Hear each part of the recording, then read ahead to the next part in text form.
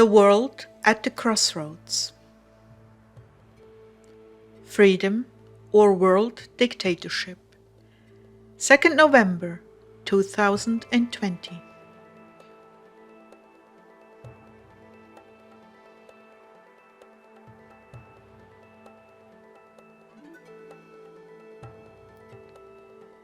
I've received the following email today from a German website organization called patriotpetition.org. I'd love to share its content with you, because I couldn't say it more accurately in my own words. So here it is. The world at the crossroads.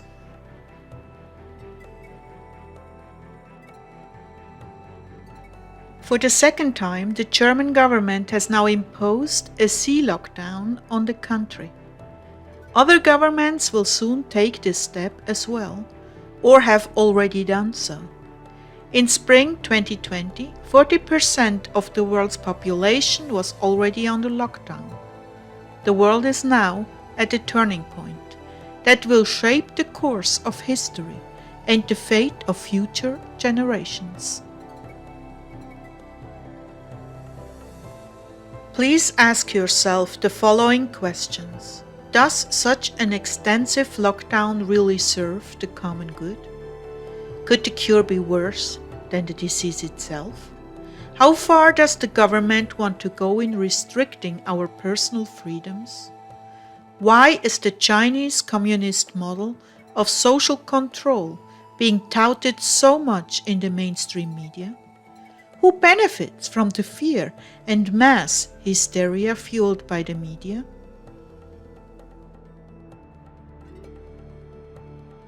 The answers to these are no secret. The radical left is openly planning a new post-sea world. They say the world will never be the same. They want to make the world more egalitarian, more eco-friendly, more socialist. They call it the Great Transformation. But their new world vision will not correct old mistakes, let alone present the return to order based on natural law and the principles of an organic Christian civilization. Instead, the left-wing liberals dream of a one-world police state, first in the field of public health, then ecology, politics, and finally even philosophy and religion. Based on the Chinese model of social control, Marxists and the left are preparing a worldwide, interconnected, globalized, and socialist post-sea society in a dictatorial and increasingly egalitarian one-world system. At the moment, there is one man standing in the way of these gloomy plans: US President Donald Trump. Trump will never sell the nation-state to the globalists, never surrender to cultural Marxism, and never allow China to export its communist model of society all across the world. He stands up to the pharmaceutical giants, fights against internet censorship by the Silicon Valley elites, puts a stop to Islamic terrorism, and has ended the endless wars and only recently heralded the end of abortions in America with the appointment of Amy Coney Barrett as U.S. constitutional judge. President Trump stands for peace, freedom, prosperity, and our Christian values.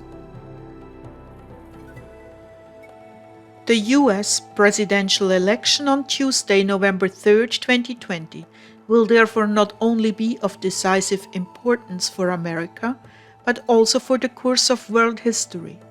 This choice will decide if the power will again be in the hands of the people or in the hands of a small, corrupt, and domineering elite. The radical left will leave no stone unturned to falsify this election and hoist Joe Biden to power as a puppet of the deep state, the globalist establishment, George S., Big Pharma, Big Tech, and not least the Chinese Communist Party. If you're a believer, please pray for a happy ending to this election. Pray for President Trump's victory and pray that the radical left's plan to steal this election will not work out. Thank God for your prayers.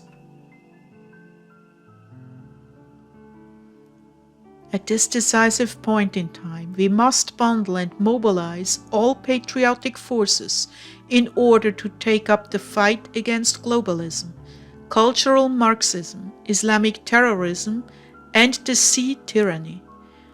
Stand with us against the globalist establishment and its vision of a one-world police state based on the Chinese model.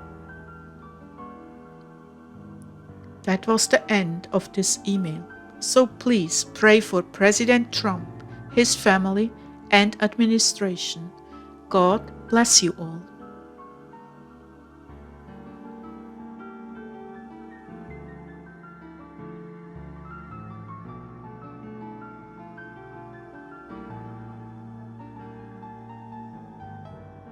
This is a very big day for me because I've worked very hard on it. I've had to fight everybody, the Democrats. I've had to fight even people that you thought were on our side that really weren't. I've had to fight everybody. But today we completed 400 miles of border wall on our southern border. Our numbers are the best they've ever been. We've never had better numbers.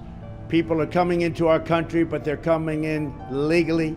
We got rid of catch and release and a lot of other things that were so ridiculous. You catch somebody and then you release them into our country. And it wasn't so easy to get rid of. But this is over 400 miles. And this is the wall that the Border Patrol wanted. This was their wish list. I gave them a wish list. How do you want it? Do you want it steel? Do you want it concrete? This is exactly what they wanted. They had a see-through to the other side, which makes sense. They wanted steel and concrete, which makes sense. It's steel, it's concrete, it's 30 feet high, and it goes down deep for tunneling purposes. And it's equipped with all sorts of wires for drones and many other things. So this is a big day. Over 400 miles, and we'll soon be finished with the wall, and it's made some big difference. Thank you very much. And despite the tremendous building success of the wall, and we've done it fast despite all of this opposition, we've won court cases, everything. Despite that, Joe Biden wants to take it down. It's had tremendous success already. Every place where it is, people just don't get through. Joe Biden wants to take it down. The Democrats want to take it down. They want to have open borders. People will pour in like they have been for years, just pour in. They can be criminals, they can be murderers, they can be rapists, drug addicts, they can be drug dealers. They want to pour in. They want to have open borders. And Joe Biden has said he wants to take the wall down. I don't even believe it. I don't even believe it. Don't let it happen. Go out and vote. Joe Biden cares more about illegal immigrants, people that come into our country illegally, than he does about the American citizen, than he does about our seniors. It's absolutely crazy, and we can't let this happen. We can't let this ideology take hold. Go out and vote.